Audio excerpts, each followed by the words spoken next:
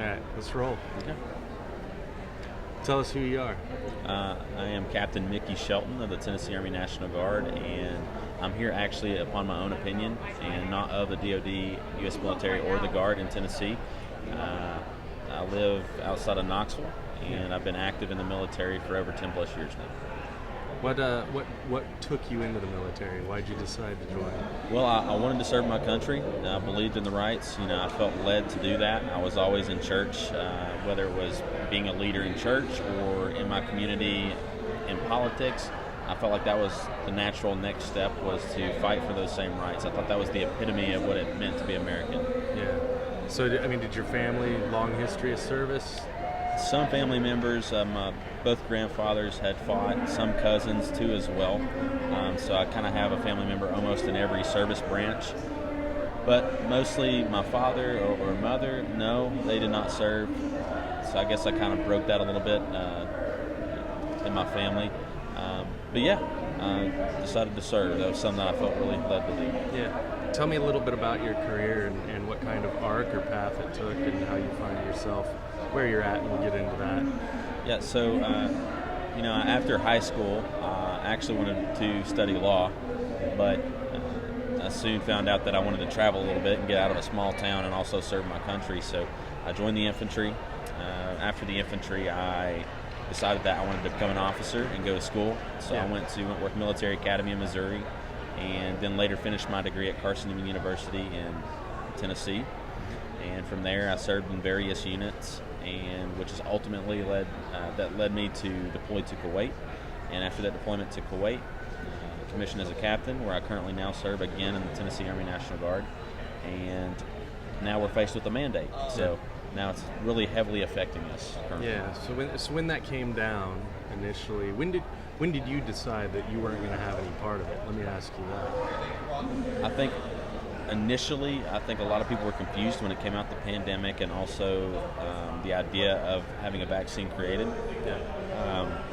I always kind of was a little hesitant because I know the political, dealings around it kind of made me question things a little bit. But I would say definitely when the first round of the vaccine came out, I thought it was really rushed.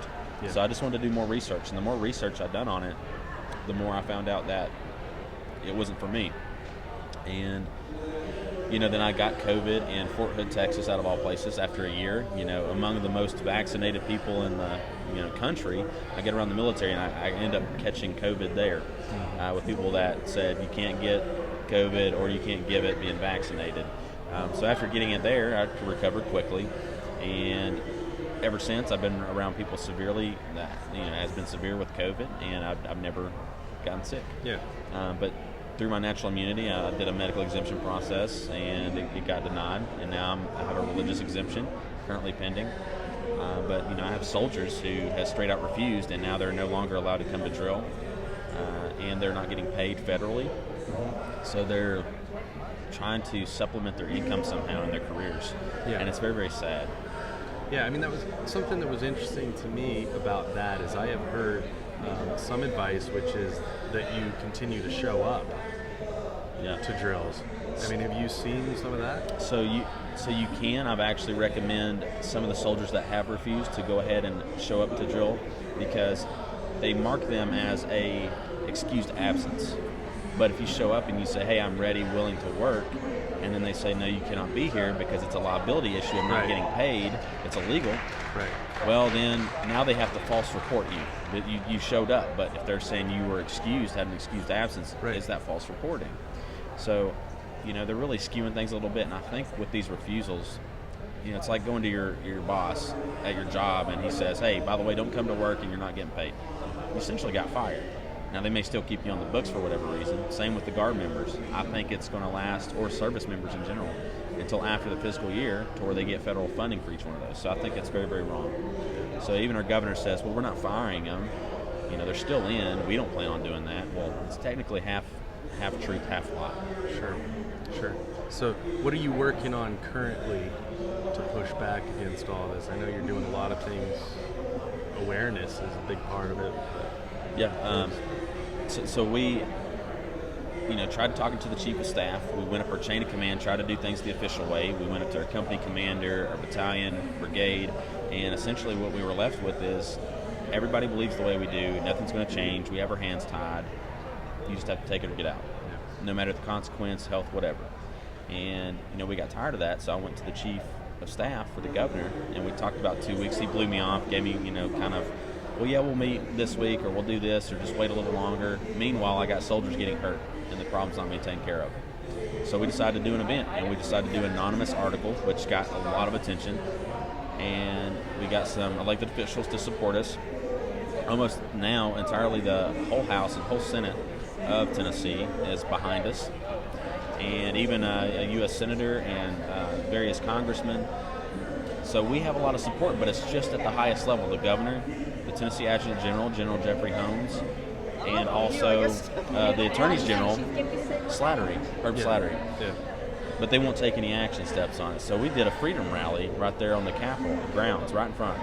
And we called and requested the governor to, one, publicly condemn the mandate and order the tag to stop the mandate, and two, to have the tag to not have any adverse actions taken against any soldiers that refuse, and three, to have the attorneys general to file an emergency injunction like 5 or 6 other states did, and push back against it and say, no, this is federally overreaching. We're going to stop it here. Let the courts decide at least. So that's what stance we took, and they need to file a lawsuit. But what they did is instead the governor never met with us. He never called us individually to talk about the issue, his own soldiers as commander-in-chief. And we even requested a meeting, still never didn't show up to the event. And instead he would go on the radio and call elected officials behind closed doors. I know because the elected officials would tell me.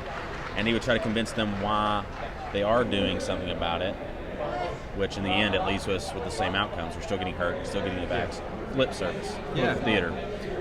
So we're still not happy with it. But he's politely asking, he'll send out a letter to the DOD saying, would you please, accept these exemptions? Would you please stop this? And that's, if you know something's breaking the law, you don't ask somebody politely, you take it to court, you fight it. So it's political theater what they're doing, and I think it's horribly wrong. And 2 other points if I can make real quick. Absolutely. The governor, instead of doing a special session for us and the House and Senate, which we could do a resolution or a bill, that if we have the majority, even if he tries to veto, we can win that. Right. So there's some certain short-term solutions that we can take to at least help the soldiers with their funding and paying retirement benefits. But instead the governor calls for a special session for the RNC and DNC to be in Nashville. But it's not important enough to call one for something to figure out how do we help our Guard members. Yeah. The attorneys general, instead of calling for an emergency injunction or filing that, instead does one or has a lawsuit with Arizona and like 10 other states, 9 other states, over washer and dishwasher machine efficiency and how that's federally overreaching. But he won't do one on the shop mandates. And now why is that? Because back in December, our AG in Tennessee won a case federally for federal employers, 100 or more employees, or federal contractors, things of that nature, not having to take the mandate or the vaccine. Yeah. So if he can do that, he can certainly do it for us. So why he's not, I'm not sure. But I think there's some conflicting information. Either the governor knows what he's doing and he's not giving the whole truth, or he's getting bad advice from Joint Force Headquarters and General Holmes in Tennessee. But this is not just affects us. It's the entire country, the entire National Guard of our country, and Armed Forces, every service branch. And this is state and national security issue, both immediate and long-term effects. Well, and that's what I was going to ask about, because a lot of my friends, even in other industries, whether it's government contracting, with national laboratories and things like that, what I'm hearing from them is that it's destroyed morale. You have people that even if they've taken it, they intend on leaving those positions as soon as possible. And I think that goes back to what you're talking about with national security. And how much of that sense are you getting from people you work with, where they're like, well, yeah, I took it, but like it destroys the career, destroys morale. Right. Well, I know even with myself and among many other soldiers, they've been barred from doing certain schools or special forces or ranger school or certain missions because of, one, their beliefs. Even though they have a pending exemption, they should still be able to do anything until that's decided. But they've been treated differently, so it's a violation of the Religious Freedom Act, and they see all these violations of the law. It's blatantly clear, but our leadership will not do anything about it. So that's seeing that. We have these conversations almost every drill with tons of us. Tons of us talk about this. We see a breakdown of morale. We see a breakdown of the law and regulation and hypocrisy, even violating other regulations like AR 40-562, the Army's Medical Command Bible. It talks about, and I'm paraphrasing, sure. If you have, had a virus before and you have natural immunity now, you're not required to take that vaccine. We've always adhered to that, so why now are we doing that? So things like that, or another topic would be, the Secretary of Defense, Lloyd Austin, had bought 29,868 shares of Tenet Health Corporation, which is a huge conflict of interest, a big player in those vaccines, and still pushed it. But we see this, we read stuff about the CDC, the FDA, Pfizer. We see all the videos and insider information coming out, and we see this with their own soldiers. People get hurt, and the carelessness of leaders just self-serving, wanting to do stuff for themselves. Maybe they're focused on getting another star or a rank on their chest, or maybe their money or their own career, and they could care less of what happens to other soldiers. Yeah. And after a while, you go, why are we even fighting? If we're not going to uphold the law or abide by it or regulation, and we have pretty much this lawlessness, and people's getting rewarded for lawlessness, who are we serving and why? So I think a lot of people's just hanging up their boots. They may even get the first round, and majority of the time it's because they're affected or have health issues. But how they're reporting it is they'll still say, well, okay, well, they're vaccinated. Yeah. So see, we have a high number vaccinated, everybody else get vaccinated. But if you die after you get that first dose, they say, well, you wasn't fully vaccinated, you died due to COVID. So it's like a dual, misleading way they're putting in data, yeah. and still they're not fully reporting everything anyways. So in the military, the government likes to skew data to fit their own agenda. So I've seen it in the military a lot, and that's what's going on right now. Yeah, and I mean, at this point, we've watched the CDC come out and say that all of it's bunk anyways, which I think a lot of people are shocked coming to this realization, where they're like, you mean I did all this? We've gone through all this for 3 years for nothing? And that's really where it's at. In the military, I mean, something that I've heard is that amongst NCOs and officers, is that there's kind of a disparity there too. As far as like the brass, the brass is very pro-vaccine. You're a captain. Is that something you've seen a difference in as far as the enlisted guys versus the officer corps? Yeah, I can't speak fully for all the other different units or states, but I know, let's just say for my unit in particular, and again, it's my own opinion, not of the military's, but just my experience, I'm glad to be in the unit that I am, because I think we have a lot of great leaders, and even ones that feel scared to even take a stand, they're still on our side and still trying to help us any way they can, within their own means, what they're able to. But a certain few of us, I know a couple captains, including myself, and then you have a major, we've took a stance on this. Now, the higher up you go with the brass, we might get lucky if we have somebody on our side.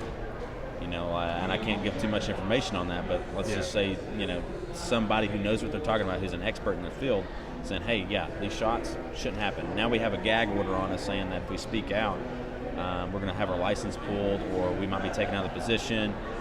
We've been working with national reporters, and they know JAG officers or Army lawyers, and they said they've seen first-hand accounts of medical doctors that would rescind a medical exemption they approved for a soldier because their higher leadership told them, hey, you don't need to do that, and we're going to kick you out of that spot and find a doctor that will disapprove that so we can fit our narrative. And pretty much that's what's going on right now. So it's corruption. It's violating doctor-patient privilege and confidentiality and all these other things, HIPAA laws. But this does not exist anymore. They just threw it out of the window overnight. So there is a confliction right now, I would say, between NCOs and definitely the lower enlisted and the leadership. Because the leadership, the higher you go, even on the officer or the NCO side, they still have a lot of pressure. They've worked too hard to get where they're at, Right. decades, so they're not willing to give it up, or the benefits. They don't want to lose their retirement either, and they're looking for bigger and better things, and they're getting paid a ton. So, but at the expense of who? People that barely get paid, the new soldiers coming in that can barely afford to get the drill anyways when they're from one side of the state to the other, especially with gas prices. We've been our shield, our community's shield in country in times of need. We're just asking our elected officials to be our shield. But here's the issue, and here's what every leader needs to understand. They can absolutely speak out, and they need to. They can, if they're not wearing uniform, if they're not on orders, and they give a disclaimer, they can absolutely use their First Amendment rights to do this. People say, well, you're government property, you have no rights. No, Right. that's not true. You do have some rights. I'm doing it right now. That's why they haven't done anything to me yet, because they can't. But they need to recuse themselves. They need to give an official notification to their command, like we have, saying, here's what laws we think are being broken. We've told you. We have documentation. We've told you. And if you don't recuse yourself and fight it with us and say, hey, this is unlawful, then you're complicit and you're just as much of the problem. So when this does come down eventually, just like the CDC or FDA, whoever, or Pfizer, pointing their finger at everybody saying, yeah, you did know about the fraud too.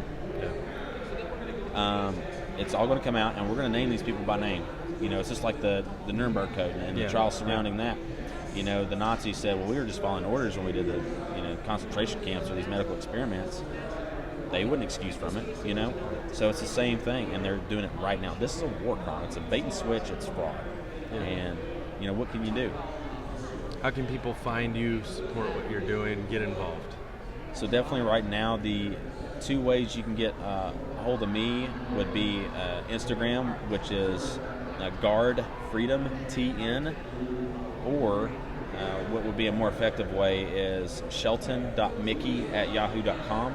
Just shoot me an email on there, maybe with the headline or subject line, need help COVID vaccine or military COVID vaccine, and I'll get a response back out to you. No other platforms yet. I haven't created any platforms. I've been off social media since the election because of certain reasons. Yeah. But I'm not doing this for me. I'm doing this for my soldiers. So I don't want any media attention on me. Just if you want to connect with me, that's one way to do it, and then we can maybe exchange numbers or something there. But yeah. Well, I appreciate you talking to me. Absolutely. So, anyways, go check your stuff out. Thank you.